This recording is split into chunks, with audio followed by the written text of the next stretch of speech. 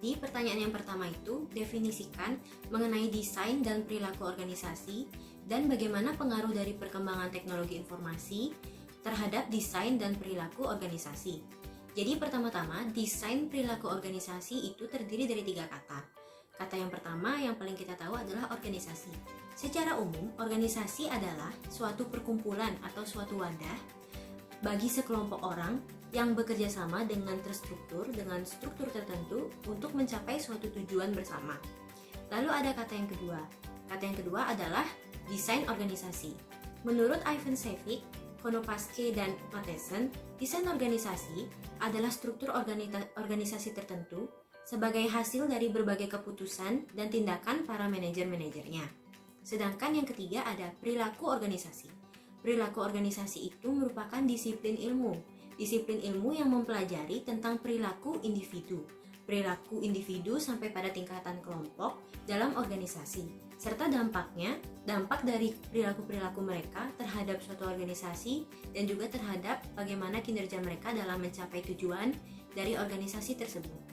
Sehingga bisa disimpulkan bahwa desain perilaku dan organisasi adalah suatu tindakan untuk membuat suatu desain untuk organisasi tertentu yang akan mempengaruhi kinerja dan perilaku organisasi tersebut secara keseluruhan guna meningkatkan kualitas dari organisasi dan juga untuk bisa mencapai tujuan dengan baik. Pengaruh dari perkembangan teknologi informasi terhadap desain dan perilaku organisasi tersebut terbagi menjadi beberapa fungsi. Fungsi pertama yang paling krusial yaitu adalah fungsi operasional, yaitu di mana teknologi informasi menjadikan struktur organisasi menjadi lebih ramping. Ramping di sini lantaran fungsi-fungsinya sebagian telah diambil alih oleh teknologi informasi. Fungsi-fungsi yang mana? Yaitu fungsi-fungsi yang sifat penggunaannya itu menyebar di seluruh fungsi organisasi yang bisa diintegrasikan dengan teknologi informasi. Sehingga teknologi informasi itu berpengaruh atau berperan sebagai supporting agency atau firm infrastructure. Jadi dia merupakan bagian dasar untuk pengelolaan organisasinya, membantu sebagai infrastrukturnya.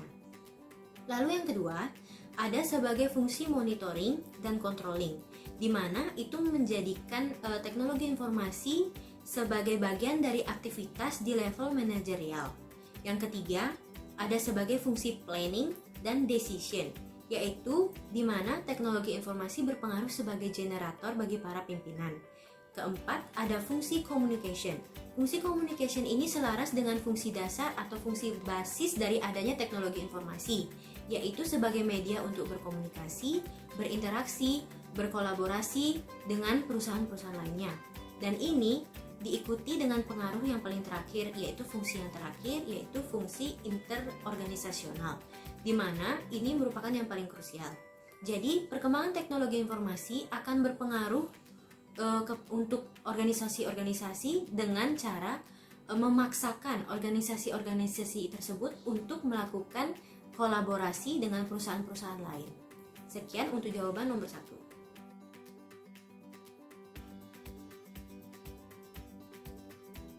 Jadi soal selanjutnya adalah apakah model pengambilan keputusan rasional itu dan pada kondisi apakah keputusan tersebut diterapkan. Jadi, model pengambilan keputusan rasional adalah pengambilan keputusan yang didasarkan informasi yang bersifat objektif dan proses logis. Objektif di sini berarti adalah keputusan ini didasarkan pada fakta yang memang real dan juga tidak melibatkan kepentingan pribadi atau subjektif. Jadi, dia bersifat objektif. Model pengambilan keputusan rasional pada dasarnya itu dilakukan dengan melalui 6 tahapan. Tahapan yang pertama adalah mendefinisikan masalah yang dimiliki atau masalah yang ada. Setelah mendefinisikan, dilanjutkan dengan tahapan yang kedua, yaitu mengidentifikasi kriteria yang ada sehingga bisa menilai kemungkinan solusi yang ada. Setelah kita mengidentifikasi kriteria dan mencari tahu mungkin solusi-solusi apa saja yang bisa terjadi, memutuskan seberapa penting kriteria tersebut merupakan langkah selanjutnya. Jadi kita harus memutuskan apakah kriteria itu penting untuk dilakukan atau tidak. Yang keempat, menarik berbagai alternatif. Jadi kita mencari alternatif solusi yang memenuhi kepentingan kriteria itu. Yang kelima ada evaluasi dari alternatif. Ini merupakan proses di mana kita menggunakan ilmu pengetahuan agar bersifat logis dan bisa kita pikirkan menggunakan fakta. Lalu keputusan yang terakhir adalah memutuskan solusi yang terbaik setelah melakukan evaluasi.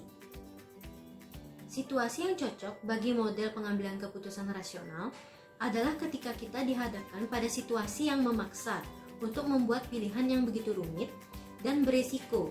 Resiko ini kita bisa di mana dia bisa mempengaruhi berbagai bidang aspek yang lain dan juga terutama bisa mempengaruhi orang yang banyak. Atau saat harus memutuskan membuat keputusan yang melibatkan orang lain. Model seperti ini tidak efektif dilakukan ketika ada situasi genting atau situasi di mana kita dihadapkan dengan pilihan yang harus dibuat secepat mungkin atau situasi yang cepat berubah.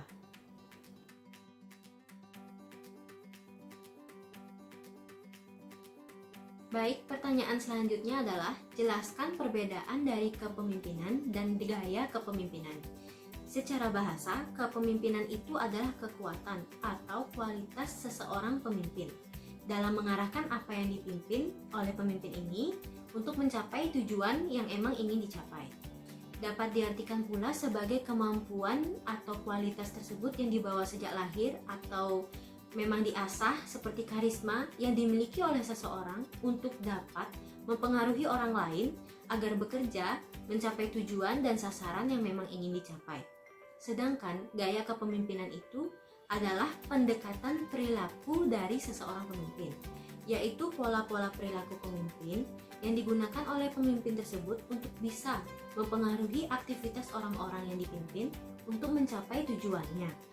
Di mana bisa kita lihat, mekanika organisasi itu selalu berubah-ubah, mengikuti situasi.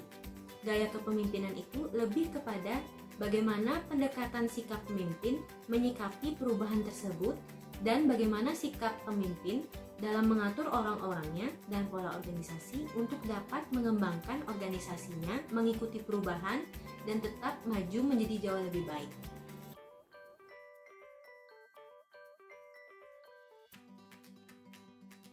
Pertanyaan yang terakhir yaitu jelaskan tentang pengertian persepsi dan bagaimana persepsi kita tentang tindakan kita sendiri bisa berbeda dari persepsi kita tentang orang lain.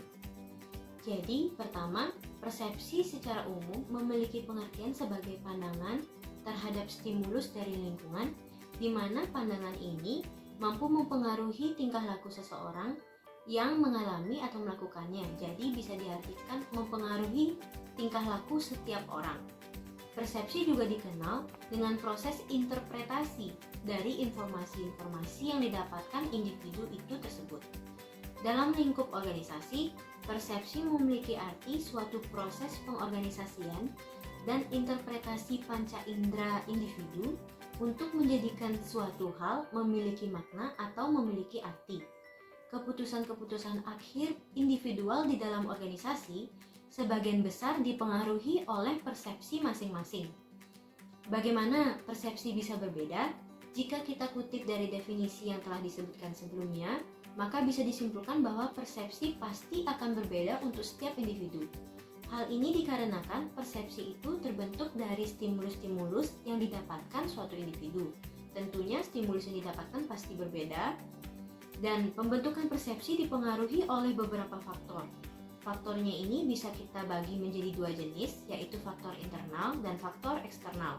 Faktor internal adalah faktor yang berasal dari dalam diri individu tersebut, seperti diantaranya perasaan pribadi, kepribadian, kedewasaan dalam berpikir, proses belajar, psikologi, kepentingan, dan lain sebagainya yang berasal dari dalam diri individu tersebut. Lalu faktor yang kedua adalah faktor eksternal. Kebalikan dari internal, eksternal ini adalah faktor yang berasal dari luar diri sendiri individu itu, diantaranya seperti budaya tempat dia lahir, lalu latar belakang keluarga yang dia tinggali, informasi-informasi yang diperoleh, dan lain sebagainya. Dengan menempatkan point of view atau segi pandang kita berdasarkan diri sendiri, dengan begitu banyaknya perbedaan dari segi faktor internal dan eksternal yang dimiliki setiap individu tersebut, inilah yang menciptakan perbedaan persepsi dalam bersikap bisa terjadi. Jadi, hal ini berlaku untuk semua orang. Tentu juga bisa berlaku untuk orang-orang yang berada dalam suatu organisasi. Karena walaupun mereka satu organisasi, tetapi mereka memiliki faktor internal dan eksternal yang berbeda untuk setiap individunya. Perbedaan ini yang menimbulkan persepsi yang berbeda antara tindakan yang kita lakukan dan persepsi dari orang lain menurut mereka tentang tindakan yang kita lakukan. Perbedaan ini bisa didiskusikan dengan sering melakukan pertukaran pola pikir atau pendapat dengan seseorang yang kita ajak untuk kerjasama dalam organisasi yang memiliki beda persepsi ini. Dengan kita sering melakukannya, segi pandang kita atau point of view kita dan ilmu yang kita miliki, persepsi kita akan menjadi lebih luas cakupannya dan kita bisa menempatkan posisi kita pada persepsi orang lain juga. Dan akhirnya kita akan menemukan titik temu dari perbedaan persepsi tersebut, bisa memaklumi atau bisa mencari jalan keluar dari perbedaan persepsi ini. Sekian dan terima kasih.